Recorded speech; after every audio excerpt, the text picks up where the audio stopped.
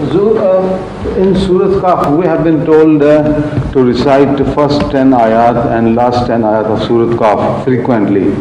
What is the reason and the importance? The reason has been told by the himself. Yes, and the importance. Don't you? No, it's about the praise of God in the last verses, you know. No, but don't you know the reason why which has been put forward by the himself?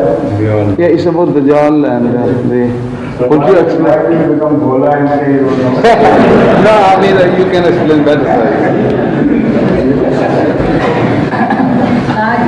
Yes, please. What advice would you have for women who find themselves... Do you think this question has been cancelled? It has not been cancelled so far.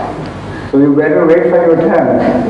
The question is, what is the significance of the first 10 verses of Surah Kahf and the last 10 verses of Surah Kahf, and what bearing do these verses have upon Dajjal? Now, this requires a very long answer in fact, but I discussed this at quite some length during my visit to Denmark. In Stockholm, this question was raised by someone, and there was a gathering of distinguished guests. So I explained that at quite some length. I think that cassette would be available somewhere. But anyway, I'll try to be brief here. I can't go into all the details. But briefly speaking, the first 10 verses contain a very positive and clear reference to first those Christians who have started calling partner with Allah, and they claim that Allah has a son, which has been mentioned. And then it changes. This is the beginning of the end, in fact. Then it changes to the second phase of Christianity, where despite the fact that the destruction or deterioration had started quite early, from the time of St. Paul, let's say, though St. Paul is not mentioned. But Surah Kahf tells us that this deterioration or the trend in deterioration had set in quite early in the history of Christianity. But still, there was a strong community among the Christians who stuck to unity of Allah. And they were so staunch, so devout, that they could sacrifice everything for the sake of unity of Allah. Those were the Christians on whom Allah showed blessings, and because of whom later on Christianity spread to the whole world. And they gained this temporal power, which they gained later on, not because of those who had started calling partners with Allah, but because of those who remained steadfast under heavy odds and very terrifying trials. That trial is now described after this. It says,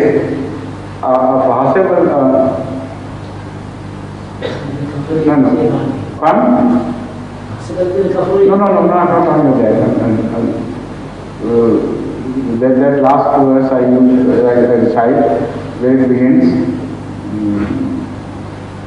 Amasibtana ashabal kahfi wal raqim kanu min ayatina ajaba iz awal fityatu il kahfi wa qalu rabbana atina min ladunka rahmatan wa hayyi lana min amrina rashada. It says, Am hasibta anna ashabal kahfi wal raqim kanu min ayatina ajaba. Do you believe that these people of the cave were a strange phenomena, extraordinary phenomena, and were not out of this world, but they were something strange, a bizarre phenomena, exceptional to the normal happenings, which means it was not a bizarre phenomena, but its uniqueness lay in another direction. Is our fiqh to al-Qafi? Their greatness and uniqueness lay in this, that they left the surface of the earth and decided to go into the cave for the sake of one Allah, whose unity they wanted to preserve. Despite the fact that, as earlier verses tell, the surface of the earth is blessed by Allah with charms. And they leave all those charms for the sake of Allah and go underneath, go underground. Because they wanted to save their faith and their religion and their love of their Creator. They are the people for whose sake blessings would be shown to all those who adhere to Christianity.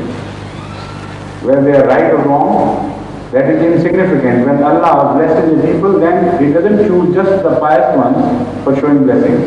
For the sake of a few pious, the entire people are blessed.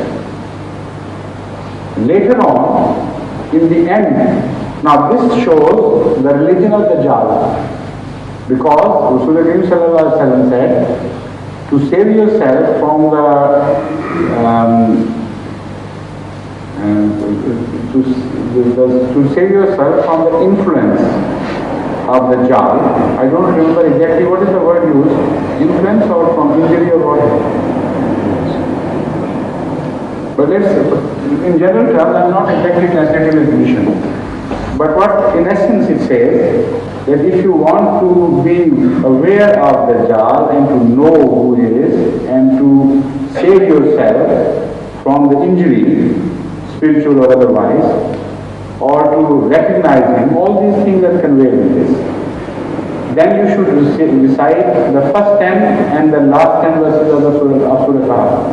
So the first 10 tell us that the Dajjal belongs to Christianity and the distorted form of Christianity. This is the nature of the Dajjal's religion. In the end, it has a reference to the great progress, great material progress of Christians. So to recognize it through another means, another indicator has been thrown. From religion, this finger points to Christianity.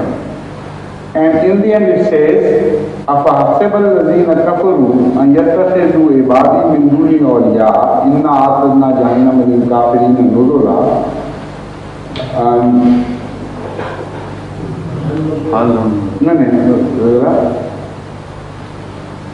يَحْسَبُونَ أَنَّهُمْ يُحْسِنُونَ صُنْعًا قُلْ هَلْ نُنَبِّئُكُمْ بِالْأَخْسَرِينَ أَعْمَالًا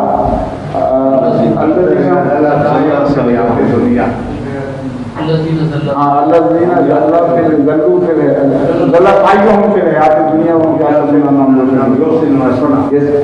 أفحسب الذين كفروا يتخذوا عبادي من دوني أولياء إنا أعتدنا جهنم للكافرين نزلا قل هل ننبئكم بالأخسرين أعمالا الذين ضل سعيهم في الحياة الدنيا وهم يحسبون أنهم يحسنون صنعا. The first verse again refers to the same Christianity with which the opening verses of the Holy Quran introduced us.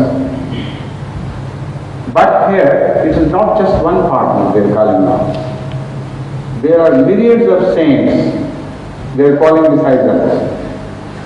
So one deviating step ended into this utter destruction of faith. Previously they called just one son as partner with Allah, and when Christianity deteriorated further, it was not just one son. There were thousands and thousands of saints. أَفَحَسِبَ الَّذِينَ كَفَرُوا أَنْ يَتَّخِذُوا عِبَادِي مِنْ دُونِي أَوْلِيَاءَ, not abdan. Many servants of Allah are now being worshipped by Christians in the name of saints. But as far as their material progress is concerned, they have reached a stage where they believe that they are master of technology. Sunnah is technology. And Sunnah is also the end product of science. If technology was not to be the end product of science, people would leave interest in science. It is the material gain of science which is keeping the world interested in scientific studies, and it is the technology, high technology, which is actually the means of material gains, not science in itself. So nowadays a debate is raging between scientists and the technologists. And some third world countries say there is no need for science, spending so much money, while what actually you require is technology. So Allah does not mention science here. That is the beauty of the Holy Quran. It only mentions the end product in which the materialistic world will be interested. The technology, they say, we have developed so strongly and so beautifully that we have reached the height of excellence. Then Allah tells us that this will not be of any avail to them and they are going to be totally destroyed. So there are so many things to it. As I told you, in brief I will explain its relationship to Dajjal. Both these aspects are of the same people, which is the Christian world or the Western world. They have highly developed technology and they have highly distorted religion. So one eye is bright and the other is blind. This is why Rasul sallallahu alaihi wasallam said that Dajjal has one eye blind, which is right, and the one eye blind, very prominent, and that is the left. This is exactly what the Holy Quran says. So when the Ahl Hadith try to persuade me that there is no validity of traditions, I tell them, you don't understand. Every tradition of Hazrat Muhammad Mustafa sallallahu alaihi wasallam has its roots in the Holy Quran. So has this one-eyed Dajjal, its roots in this Surah Kahf. From the point of view of religion, this Surah Kahf describes them to be totally blind. And from the point of view of technology and scientific achievements, they can see things which the other people are completely incapable of seeing. Now the lady, please.